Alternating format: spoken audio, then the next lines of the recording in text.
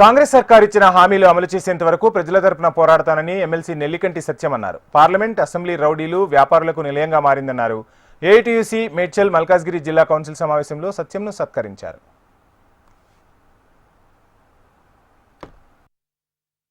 ఎక్కడైతే real estate అక్రమంగా ప్రభుత్వ భూమిని కబ్జా పెట్టారో వాళ్ళ మీద చర్యలు తీసుకోవాలి, వాళ్ళ మీద కేసులు నమోదు చేయాలని ఈ సందర్భంగా డిమాండ్ చేస్తాం. బొక్స్ భూములు అనేది దీని మీద కేంద్ర ప్రభుత్వం వాళ్ళ యొక్క మతం మీద దాడి చేస్తూ ఆ చట్టాన్ని అంటే భూములని కాజేయడానికి, దాని మీద పెత్తనం చేయడానికి చట్టం తీసుకురావడం జరిగింది. ఈ చట్టాన్ని భారతదేశంలో లౌకిక శక్తులు, ముఖ్యంగా సిపిఐ పార్టీ తీవ్రంగా వ్యతిరేకిస్తూ సుప్రీంకోర్టులో కూడా శిక్షణ వేయడం జరిగింది. ఎందుకంటే భారతదేశం అనగానే ఇది లౌకిక రాజ్యం, అనేక మతాలు, అనేక రకాల కులాలు, సంపన్న వర్గాలు ఉన్నటువంటి భారతదేశంలో ఇవాళ ఒక మతం మీద వాళ్ళకు ఉన్నటువంటి ఆస్తులని కాజేయడానికి ఆ రకంగా ఈ చట్టాన్ని తీసుకురావడం జరిగింది. కేంద్ర ప్రభుత్వం పెత్తనం కోసమే ఈ చట్టాన్ని తీసుకురావడం జరిగింది. దీన్ని తీవ్రంగా వ్యతిరేకిస్తున్నాం.